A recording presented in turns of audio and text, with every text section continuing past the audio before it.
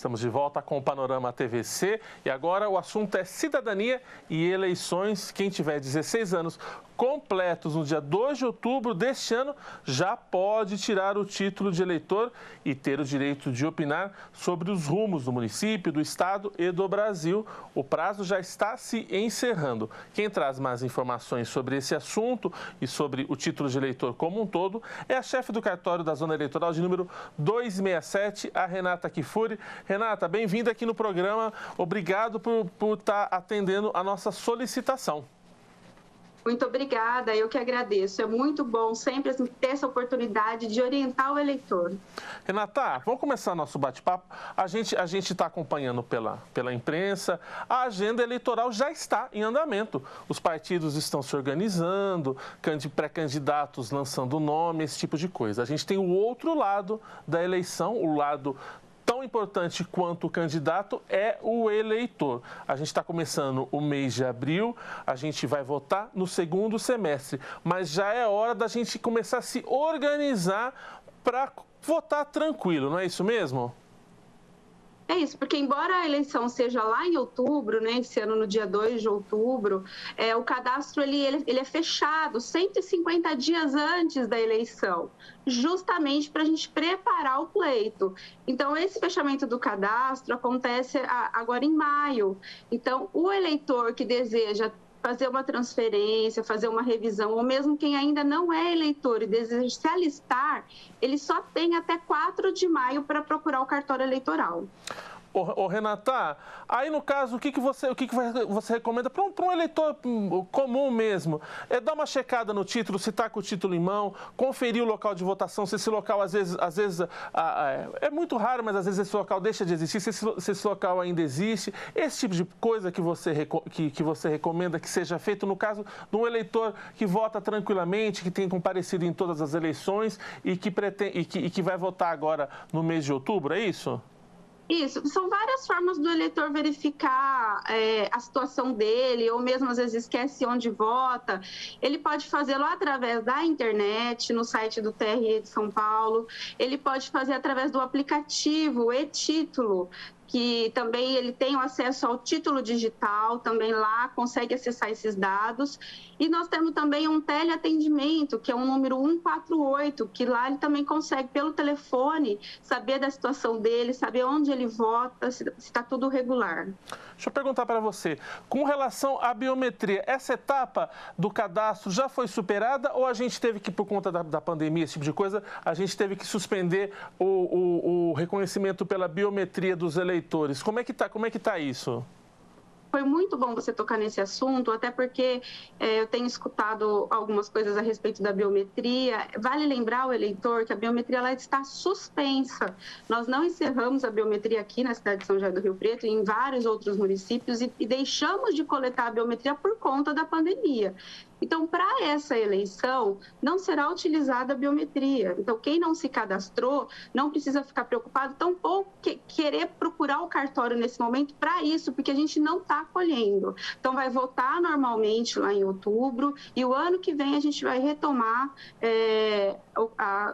essa biometria aí. Então, isso não é motivo para não votar, eu tendo cadastrado ou não a minha biometria. Ela está suspensa e a votação não vai precisar ser feita usando o reconhecimento da digital, não é? Isso, inclusive tem corrido as redes sociais e é boato.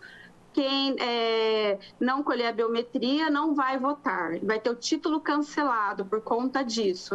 Não é verdade, tá?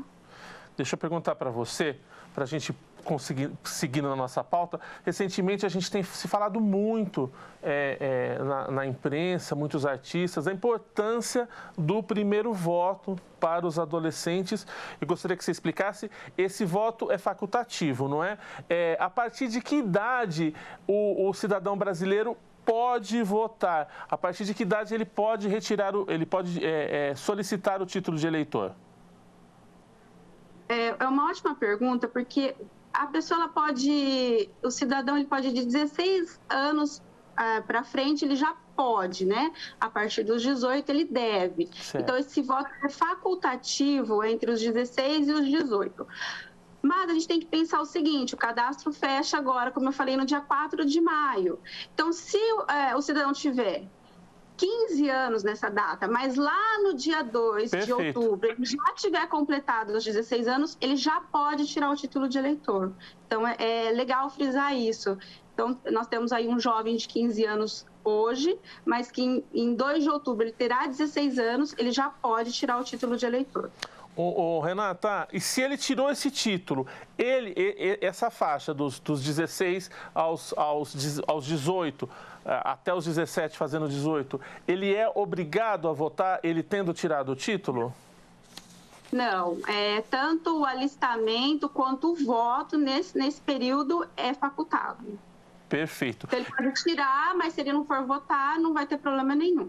Eu vou passar uns dados aqui, numa estatística que você mesma me passou, só para o pessoal lá de casa ter uma noção. Você me corrija se meus dados, se eu estiver falando besteira, só para a gente ter uma noção do universo de eleitores de 16 e 17 anos aqui em São José do Rio Preto. A gente tem 413 eleitores cadastrados para votar, de 16 anos, e 1.137 eleitores cadastrados de 17 anos. Esses números, pela minha pesquisa, Renata, eles deram uma aumentada do último levantamento. Você acredita que foi por conta dessa campanha da Semana Jovem para incentivar o jovem a se cadastrar? Sem dúvida alguma. O tribunal, o próprio TSE, faz essa campanha para chamar esse jovem para se alistar. E essa campanha esse ano ocorreu de 14 a 18 de março. E também temos que destacar também os influenciadores, né? A internet, que foi muito comentado. Isso com certeza ajudou aí nesse aumento. Renata,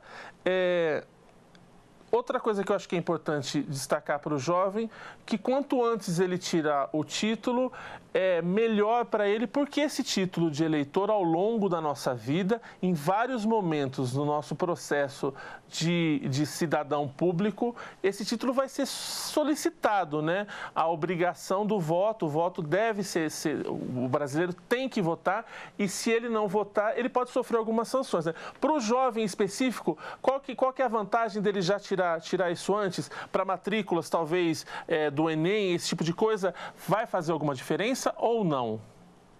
Não, esse título ele é exigido em várias situações da vida civil. No caso do jovem, para ele se inscrever numa universidade, aí depois já aos 18 anos, 19, vai ser exigido. Então, eu acho que a principal, obviamente que, primeiro falando na possibilidade de votar, é essa exigência para ingressar numa universidade. Durante a vida civil, conforme você disse, que outros momentos que o título e os comprovantes de estar todo em dia com a minha votação me são exigidos? Concursos, esse tipo de coisa? Passaporte? Ainda são pedidos? Ainda. Concurso, passaporte, empréstimos bancários, várias situações. Natasha, você estava falando no começo da nossa entrevista a respeito do e-título e a respeito de toda a informatização. Eu acredito que um dos órgãos públicos que mais se informatizaram, mais estão à frente no quesito de tecnologia e de acesso, realmente é o setor eleitoral brasileiro. A gente tem hoje praticamente todos os serviços eu consigo fazer pela internet, não é? Isso teve uma força enorme também por conta da pandemia, né? Então, o eleitor hoje, ele pode ser atendido tanto da forma online como no presencial. E falando de jovens, que a gente estava conversando, os jovens com muita facilidade conseguem aí, através do próprio celular, entrar num requerimento e se alistar, tirar selfie, anexar os documentos, eles fazem isso com muita facilidade. Então, nós temos essa opção de atendimento através da internet, que é o autoatendimento.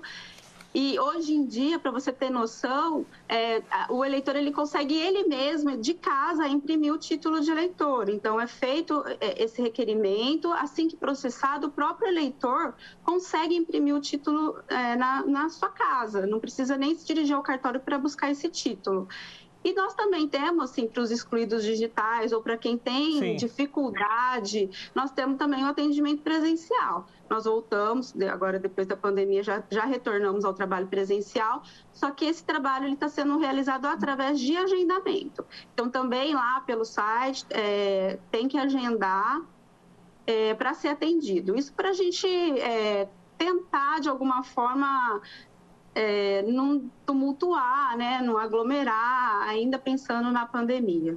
Tá certo. Eu vou passar para o pessoal lá de casa para reforçar, e se o pessoal da técnica puder pôr na tela, o site é www.tre-sp.jus.br. Nesse site você consegue fazer tanto a solicitação do seu título de eleitor, você que é jovem, você que quer exercer seu primeiro voto, como fazer esse agendamento que a Renata falou, que aí você faz presencial, é bastante simples, você consegue fazer o agendamento por horário, então não tem tumulto, não tem nada. Renata, que documentos que eu preciso separar para fazer esse formulário online ou que eu preciso levar lá para você para fazer presencialmente? O que eu preciso ter em mãos? Documento de identidade, comprovante de residência, e no online ele vai pedir uma foto segurando, uma selfie segurando o documento. Já no presencial é necessário levar o comprovante de vacinação. Perfeito, tem que levar o comprovante de vacinação. E os prazos... Deixa eu te interromper só um minutinho. Vale lembrar que esse atendimento... até 4 de maio, vale também para quem quer transferir, fazer a revisão. E o eleitor que tiver alguma deficiência ou mobilidade reduzida e quiser também votar numa sessão especial, esse também é o momento de tem que fazer uma revisão e passar a votar numa sessão especial. É importante lembrar também. Perfeito. Então, gostaria que você reforçasse, então, todos esses serviços que a gente está batendo esse papo aqui, você pode acionar a Justiça Eleitoral e você tem até o dia 4 de maio para isso. Inclusive, regularizações de quem não votou, esse tipo de coisa, pode ser feita até dia 4 de maio? Correto, até 4 de maio. Eu queria... no dia 30 de abril e 1º de maio, que é o final de semana que antecede esse final de alistamento, nós vamos ter plantões também, lá no presencial. Aí eu consigo saber os horários que estão disponíveis quando eu entro no site para fazer o agendamento, é isso, né? Correto.